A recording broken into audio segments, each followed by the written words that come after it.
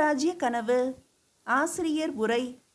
தமிழர்களின் வரலாற்றில் வைரச்சுடர் வீசி என்றும் பெருமை பெறும் காலம் சோழர் காலம். அதனின்றும் ஒரு ஏட்டை பின்னணியாக வைத்தே சாம்ராஜ்யத்தை எழுப்பியுள்ளேன். ஆம், சேரன் செங்குட்டுவனுக்கு பிறகு வடவர் மீது படை நடத்தி 100 மன்னர் தலையில் கங்கை நீர் குடமேற்றி தமிழகத்தில் ஜெயஸ்தம்பம் நாட்டினான் ராஜேந்திர சோழன். இந்த வீர நிகழ்ச்சிதான் கதையில் குறிப்பிடத்தக்க அங்கமாக திகழ்கிறது. அறிவு ஒளியின் கீழ் காதலையும் வீரத்தையும் விழிகளாக கொண்டு தமிழர் வாழ்ந்ததையே சாம்ராஜ்யத்தின் அடிப்படையாக கொண்டுள்ளேன். அகப்போராட்டங்களும் ஆயுத போராட்டங்களும் லட்சிய பரணிகளும் உரிமை முழக்கங்களும் இந்த அடிப்படையின் மீது எழுந்த சாம்ராஜ்யம் ஆயிற்று.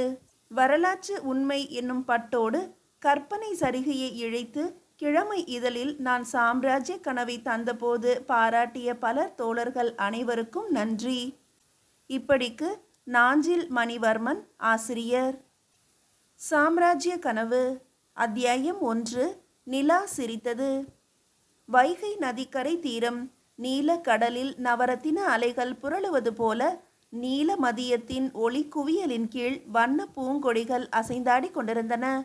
பால் வண்ண சலவைக்கல் மண்டபத்தில் அமைதியின்றி அமர்ந்திருந்தான் நெடுமாறன், பாண்டியத்தின் வேந்தன். அரசனின் இதயம் போல சிறகடித்து பறந்தன இரு பைங்கிளிகள். சலசலப்பு கேட்டு வானத்தை உற்று நோக்கினான் மன்னன். மதியை தொடரும் விண்மீன் அவன் கண்களில் வீழ்ந்தது. இயற்கையும் கூட இணைப்பில்தான் இன்பம் என்கின்ற தத்துவத்தை பேசுகிறது என்று வாய்விட்டு கூறியவன் பொறுமையற்றவனாக எழுந்து பின்புறம் திரும்பினான். மண்டபத்தின் பின்னணி காட்சியாக மருட்சி அடைந்து நிற்கும் மான் ஒன்றினை கடுஞ்சிரித்தை கண் விழித்து நோக்குவது போன்று செடி கொடிகளால் ஆக்கப்பட்ட அமைப்பு ஒன்று திகழ்ந்தது. சி என்று சலித்த வண்ணம் உலாவினான் வேந்தன். வெறும் கையோடு செழியன் வருவானேயானால் என்ற ஐயக்குறி அவன் இதயத்தை தொட்ட நேரம் அது. இதயத்தில் மூண்டுவிட்ட ஆசை தீ முடிவு பெறாவிட்டால் இந்த மணிமுடிதான் எதற்கு என்ற பதில் பெருமூச்சாக வெளிப்பட்டது. ஆம், வளர்ந்துவிட்ட ஆவல் நிறைவேறாவிட்டால் இவ்வாழ்தான் எதற்கு என்று வாய்விட்டு கூறினான் மன்னன். தொலைவில் வேசியர் உள்ளம் போல நிலத்தினை தொட்டும் தொடாமலும் வந்து கொண்டிருந்த புரவியின் குளம்பொலி கேட்டது. துடிக்கும் நெஞ்சமுடன் எழுந்து சில அடிகள் முன் நடந்தான். புரவி வந்து முன்னங்கால் தூக்கி நின்றது. அதிலிருந்து அலட்சிய சிரிப்புடன் கீழே இறங்கினான் பாண்டிய நாட்டு தளபதி செழியன். செழியன் அரசனின் ஆசை தம்பி. தீ போல தீய எண்ணங்கள் கொழுந்து விட்டெறியும் இதயம். ஆனால் குளுமை சிலுசிலுக்கும் முகம். அகத்திலே புயல், முகத்திலே தென்றல். இங்கனம் புன்சிரிப்பு பூத்த வதனத்திரை கொண்டு இதய நச்சரவை மறைத்து நடமாடும் செழியன் மன்னன் மனத்திற்கே மன்னன். செழியனின் சிரிப்பு நெடுமாறனின் ஆவலை அதிகமாக்கிற்று. செழியா என்றான் தென்னவன். மேலும் சொற்றொடர்கள் வெளிப்படவில்லை. மன்னர் மன்னா, மீனினம் கூட துயில் கொள்ளும் நேரத்தில் தாங்கள் உறக்கமின்றி எனது வருகையை நோக்கி காத்திருக்க வேண்டுமா? உறக்கமா? செழியா, உயிரும் இன்றியல்லவா இருக்கிறேன். சம்பிரதாய உரை எதுவும் வேண்டாம். கனிந்து விட்டதா என் எண்ணம்? கனியையே கொண்டு வந்து விட்டேன் அண்ணா, கவலையை விட்டொழியுங்கள். செழியா, புத்துயிர் ஊட்டுகிறாய். ஆனால் நீ உரைப்பது உண்மைதானே?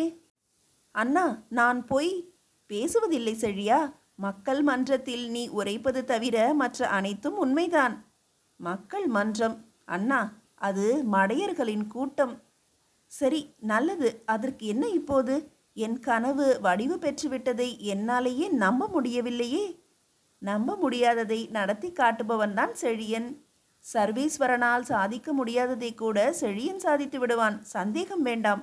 தங்கள் மனோரதம் மகிழ்வுடன் கூடும் காலம் நாள் கணக்கில், ஏன் நாழிகை கணக்கில்தான் தாங்கள் சித்தம் கொண்டால். சபாஷ் செலியா, துள்ளி விளையாடும் புள்ளிமானை நம் சோலைக்கு கொண்டு வந்து விட்டாய். அகவிளக்கேற்றும் அணையா ஜோதியை, அமரர் உலகு அறியா அழகியை வைர மேனியாலே கொண்டு வந்து விட்டாய்.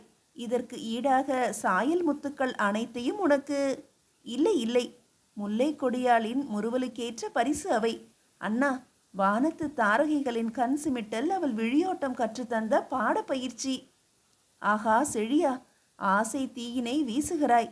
மந்தியின் கையில் மணமலர் பந்தினை தந்ததை போல சொந்த மதியற்ற சுந்தரனுக்கு இந்த தந்த சிலையை மனம் செய்வித்தானே அந்த சேரன். அவன் ஒரு மடையன். அதைவிட தன் தகுதியினை எண்ணாது பேசும் பொன்வண்ண சித்திரத்தின் கரத்தினை பற்றினானே உங்கள் தளபதி சுந்தரன். அவன் ஒரு கயவன். ஆமாம் செழியா, அது உண்மைதான். ஆயாசப்பட வேண்டாம் அண்ணா.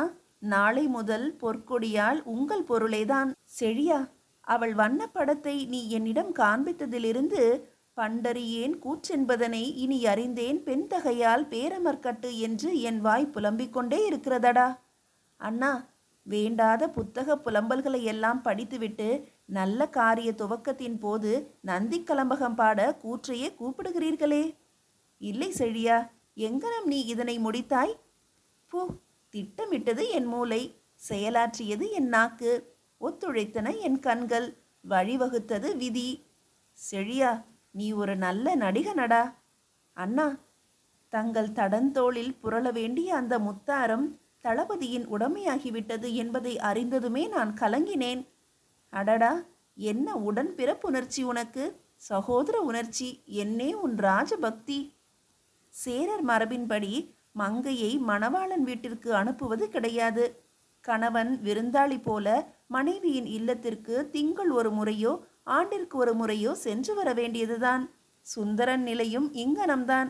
இது குறித்து ஏக்கம் கொண்ட சுந்தரனுக்கும் ஊக்கம் ஊட்டினேன். என்ன நடந்தது? வஞ்சியூர் சென்றான். வஞ்சிக் கொடியாளை அழைத்தான். அவள் வர இசைந்தாள். ஆனால் சேரன் தடுத்தானாம். அடாதது ஆயிற்றே என்று அங்கலாய்த்தானாம், அதட்டினானாம், மிரட்டினானாம். ஆர்ப்பாட்டம் பயனில்லாது போகவே பரம்பரைக்கே களங்கமென பதை பதைக்க கெஞ்சினானாம். ஓ, பிறகு? இந்த சுந்தரன் சேரனின் அதட்டலுக்கு அஞ்சி அடங்கி கால் பிடரியில் பட ஓடி வருவதற்கு தயாராகிவிட்டானாம். ஆனால் அந்த மலைநாட்டு முல்லைக்கொடி சகோதரனின் சொல்லை மதியாது இவனோடு வந்துவிட்டாள். சேரன் ஒன்றும் செய்யவில்லையா? ஒன்றும் செய்யவில்லை, உரக்க கூவியதை தவிர. என்னவென்று கூவினான்? மாதவி, இந்நாட்டின் இளவரசை கருதியாவது இங்கே இரு என்றானாம். அவள் தன் மைந்தனையும் தூக்கி கொண்டு புறப்படவே அயர்ந்து போய், இனி பிணமானாலும் இந்நாட்டிற்குள் நீ வரக்கூடாது என்று கூவினானாம். பேஷ், கூண்டு கிளியாகி விடுவாள் இனி. ஆனால் செழியா, இனிக்கும் செய்தியில் கசக்கும் கருத்தையும் கலந்து விட்டாயே.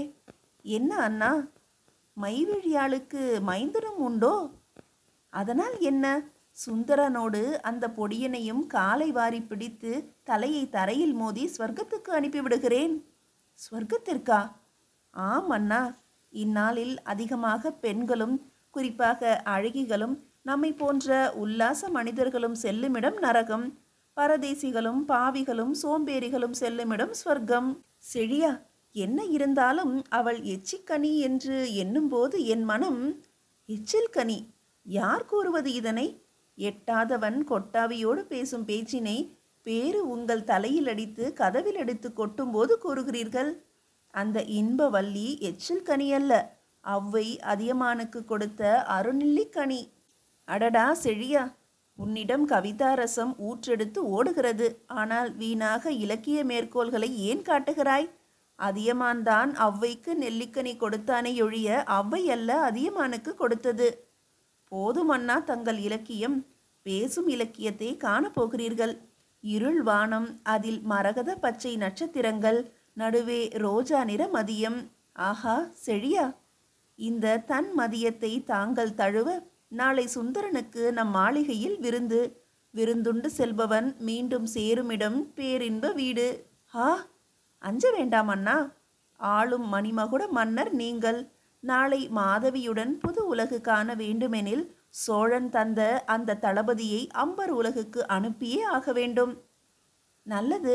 கொலை செய்வதில் நீ ஒரு அற்புத கலைஞன் செழியா. கலைத்தோட்டம் காண்பது நாளை அண்ணா. செழியா, நீ என் தம்பியா? இல்லையடா, தங்க கம்பி. நிறைவேற்றிவிடு உன் திட்டத்தை. ஹா, மதியமும் மணமலர் படுக்கையும் தங்களுக்கு, மரணமும் பிணக்காடும் அந்த சுந்தரனுக்கு. சபாஷ் செழியா என்று வானத்து மதியை நோக்கி சிரித்தான் கொற்கை கோமானும்.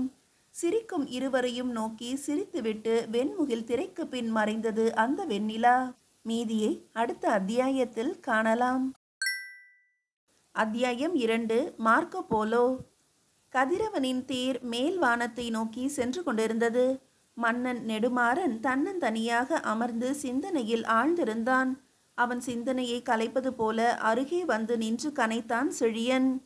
செழியா, விருந்திற்கான ஏற்பாடுகள் அனைத்தும் முடிந்துவிட்டனவா? ஆம், மரண வலை விரித்து விட்டேன். இரவு விருந்திற்கு வரும் முன்னரே சுந்தரன் இம்மண்ணுலகை விட்டு மறைந்து விடுவான். இல்லத்தில் கொல்ல இயலாது போயின் வரும் வழியில் இந்த மண்ணுலகு வாய் திறந்து அவனை வரவேற்று கொள்ளும். விருந்து மண்டபத்தில் சுந்தரன் எங்கே என்று அனைவரும் வினாக்குரல் எழுப்ப மாட்டார்களா? கூட சேர்ந்து நாமும் அக்குரலை உரக்க எழுப்புவோம். இப்படி செய்தால் நம் மீது யாருக்கும் சந்தேகம் ஏற்படாது அண்ணா. ஆனாலும் சுந்தரன் ராஜராஜ சோழனின் மைந்தனும் பாண்டிய நாட்டில் ராஜ பிரதிநிதியாக வீற்றிருக்க வேண்டியவனுமான ராஜேந்திர சோழனின் வலதுகரம் அல்லவா? ஆம் அண்ணா. ஆயின் ராஜேந்திர சோழனே சுந்தரன் மரணம் குறித்து அறிய நேரில் வந்துவிட்டால்? வந்தால் என்ன? சாம பேத தான தண்டத்தில் முதல் இரண்டையும் உபயோகப்படுத்துவதானால் சுந்தரன் மரணத்திற்கு காரணம் சேரன் என்று சொல்லிவிட்டு போவோம். நல்ல ஆலோசனைதான். ஆனால் இந்நிகழ்ச்சி காரணமாக மாதவி நம் மீது அருவருப்பு கொள்ள மாட்டாளா? என்ன அசட்டுத்தனமான கேள்வி அண்ணா. நீங்களா நேரில் சுந்தரனை கொலை செய்ய போகிறீர்கள்? மேலும் அண்ணா, நீங்கள் காதல் மொழி பேச ஆரம்பித்தால் ஆகா, மயங்காத மான்விழியர்களும் உண்டோ? உங்கள் திறமையெல்லாம் இன்பத்துப்பால் உருவாக்குவதில்தானே இருக்கிறது. செழியா, நில். அதோ அமைச்சர் வருகிறார். எங்கே வருகிறான் கிழவன்? அண்ணா, அமைச்சரின் நடையில் ஏது புது புயல் வீசுகிறதே. ஆம், வருகிறார். இரு, வரட்டும். வரட்டும் வரட்டும். கிழவனுக்கு ஓய்வு கொடுப்போம் அண்ணா. ஓய்வென்ன? உலகின் ஒரு புறத்தில் ஒருவரும் அறியா வண்ணம் உட்கார வைப்போம். அருள்வாணர் அமைச்சராக இருந்தது போதும் என்றான் மன்னன். அதேபோல் நல்ல மனமும் நாட்டுப்பற்றும் நுண்ணிய அறிவும் 50 ஆண்டு அனுபவமும் கொண்ட அமைச்சர் அருள்வாணர் பேசும் கனலாய் மன்னன் முன் வந்து வணங்கி நின்றார். வாரும் அருள்வாணரே, உம்மை குறித்து தான் பேசிக் கொண்டிருந்தேன். நன்றி. நீர் வந்த நேரம் நல்ல நேரம். எங்கு வந்தீர்? எதற்காக வந்தீர்? அவமானத்தினால். அமைச்சர் மறுமொழி சொன்னார். விளங்கச் சொல்லும். பொறுமையை சோதிக்க வேண்டாம். தென்னவனின் ஆணவ குரல் அறையினுள் முழங்கியது. விளக்கமாக கேட்கிறீர்கள். இந்த ஏட்டினை பாருங்கள், விளங்கும். அறிவு படைத்த எவருக்கும் புரியும். நாடோடியாக இந்நாட்டிற்கு வந்த மார்க்கோ போலோ நும் இறை மாட்சியை பற்றி எவ்வளவு ஏளனமாக சித்தரித்திருக்கின்றான் என்று ஏட்டினை நீட்டினார் அருள்வாணர். துடிக்க துவங்கிய நெஞ்சத்தோடு ஏட்டினை நோக்கிய மன்னன் செழியன் மீது கண்ணோட்டமிட்டான். மன்னன் மருட்சியை மாற்ற செழியன் சிரித்தான். அந்த சிரிப்பு அழிவிற்கு ஆரம்ப உரை வரையும் மரணச் சிரிப்பு. வாழ்ந்த பாண்டியர் மரபிற்கும் வாழவிருக்கும் அதன் பரம்பரைக்கும் அழியா பழி தேடிவிட்டாய். இன்னும் நீ திருந்த காணோம். இனியேனும் தீய எண்ணங்களால் தீண்டப்படாது பாதுகாத்து கொள்வாயாக இடித்துரைத்தார் அமைச்சர் அருள்வாணர். அரசர்கள் செய்யாதது செய்யக்கூடாதது எதுவும் நான் செய்யவில்லை. அதை இனிதான் நான் செய்யவிருக்கிறேன். நிதானமாக பேசினான் பாண்டியர்கோன். வரலாற்றை கரைப்படுத்துகிறாய், எச்சரிக்கை விடுத்தார் அமைச்சர். கவலை இல்லை என்றான் மன்னன். தமிழக மன்னர்கள் நெறிக்கு புறம்பாக நீ செல்வதைக் கண்டு நகைக்கின்றான் மார்க்கோ போலோ. நன்றாக நகைக்கட்டும். நான் அடையும் இன்பத்தைக் கண்டு ஏங்குபவர் அனைவரும் ஆறுதல் அடைவதற்காக நகைக்கட்டும். அண்ணா, அயோத்தி மாநகரத்து சக்கரவர்த்தி ராமனை பெற்றெடுத்த பெருமான் தசரதன் 63,000 மனைவியர் கொண்ட அந்தப்புறம் வைத்திருந்தானாம். அவனை யார் பழித்தார்கள் என்று குறுக்கிட்டான் செழியன். செழியா? அமைச்சரின் கண்கள் மேலும் சிவந்தன. அமைச்சரே, தசரதனை வசிஷ்டன் கண்டித்தானா அல்லது அதற்காக அரசுவை எதிர்த்ததா? அண்ணா, நீங்கள் 500 பேர் கொண்ட அந்தப்புறம் அமைத்திருப்பதற்காக அலறுகிறாரே இந்த அமைச்சர். நம் அந்தப்புறத்தில் இருக்கும் 500 பேரும் கூட மனைவியராக அல்லவை செழியா, கூடி கொஞ்சம் கிழிகளாக, பாடி மகிழ்விக்கும் குயில்களாக. ஆமாம் அண்ணா, ஆடி களிப்பூட்டும் மயில்களாக, ஓடி கழிக்கும் மான்களாக. உன்னை காமுகன் என்று உலகிற்கு அறிவித்திருக்கிறான் மார்க்கோ போலோ என்று கதறினார் அமைச்சர். காமத்தின் பொருள் தெரியாத கபோதி, பொறுமையோடு பேசினான் மன்னன். அமைச்சர் அரசனை ஏறிட்டு பார்த்தார். அலட்சியம் மிதக்கும் கண்களை அவருடைய அறிவு விழி சந்தித்தது. அரசனுக்கோ அவரது பார்வை புதிதாகப்பட்டது. பாராளும் வேந்தே, பெண் ஒருத்திக்கு அறியாமல் இழைத்த அநீதிக்காக மண் மீது விழுந்து மாண்டான் ஒரு மன்னன். நீயோ பிறன்மனை நாடுகிறாய். விளைவு விபரீதமாகும்.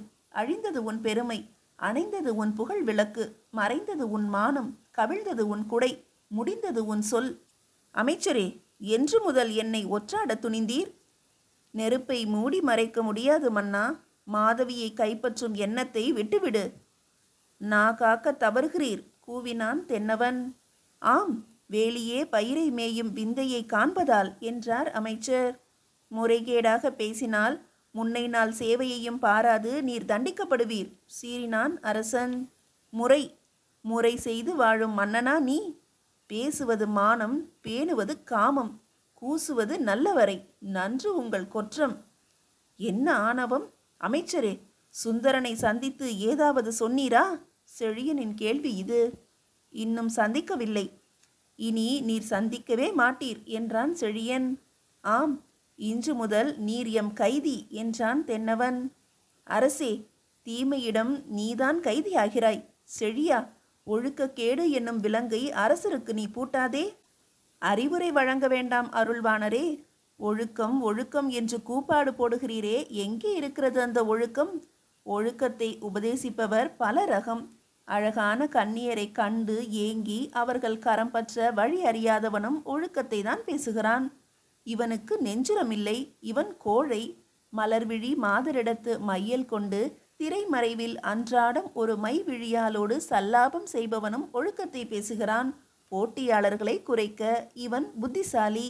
மென்னடை அன்னங்களை கண்டு கருத்திழந்து அந்தோ என் செய்வேன் என அகம் ஏங்க ஊரறிய ஒழுக்கத்தை பேசுபவனும் உண்டு. இயலாமையால் இவன் மாஜி போகி. எல்லாவற்றிற்கும் மேலாக உள்ளம் காம உவகையால் துள்ள, உதடுகள் உலகம் மாயை என்று உருத்திராட்சத்தை உருட்டிய வண்ணம் ஒழுக்க உபதேசம் செய்கிறவனும் உண்டு. இவன் கயவன், ஆனால் காரியவாதி. அருள்வாணரே, எங்கே இருக்கிறது ஒழுக்கம்? இந்த ரகத்தில் நீர் எந்த ரகம் என கேட்டு கடகடவென்று சிரித்தான் செழியன். பொல்லாங்கை போற்றி வேகிற தீயில் எண்ணெய் வார்க்கிறாய் நீ. காலம் உனக்கு பதில் சொல்லும். போதும் உபதேசம். யாரங்கே? இவரை பாலை நிலக்கோட்டையில் கொண்டு போய் அடையுங்கள் என்றான் தென்னவன். இடுக்கண் நோக்கி நகைக்கும் நகைப்புடன் அருள்வாணர் ஓரடி முன் நடந்தார். திரும்பி அவர், வேந்தர் வேந்தே, இந்நாட்டு பட்டத்து அரசி உனது தீய நடத்தையைக் கண்டு மனமுடைந்து மாண்டார்கள். உனது மகளேனும் நல்வழி வாழ ஒழுக்கத்தை விழியாக்கிக் கொள்ளுங்கள். வாழாது நெஞ்சமாய் வாழ்ந்து அவலக்கடல் சூழ அழிய வேண்டாம். வினை விதைத்தவன் தினை அறுப்பதில்லை. நான் வருகிறேன் என்று காவலர் பின்தொடர மறைந்து விட்டார் அருள்வாணர். அமைச்சர் இடம் பெயர்ந்தும் கூட நெடுமாறன் அதிர்ச்சியிலிருந்து விடுபடவில்லை. வினை விதைத்தவன் தினை அறுப்பதில்லை என அவன் உதடுகள் முணுமுணுத்தன. அண்ணா, மாதவியை மறந்துவிட்டீர்களா? அந்த பொன் மீனை தங்கள் எழிற்கேணிக்கு கொண்டு வர செல்லட்டுமா? செழியா, கிழவரின் பேச்சுக்கள் என் மனதில் மருட்சியை கிளப்பியுள்ளது. அண்ணா, மறந்து விடுங்கள். மாதவியின் பார்வை மருட்சியை களைந்து புரட்சியை கொடுத்துவிடும். செழியா, வாடிய மலரை வண்டுகள் கூட விரும்புவதில்லையே. நம் மாதவியோ சூடிய முல்லை. மண்ணில் புதைந்திருந்தது என்பதற்காக மாணிக்கத்தை மண்ணிற்கே அர்ப்பணித்து விடுவதில்லை அண்ணா. எனினும் கொலை புரிவது மிகவும் சுலபம். நான் சென்று வருகிறேன் என்று வெளியேறினான் செழியன். மீதியை அடுத்த அத்தியாயத்தில் காணலாம்.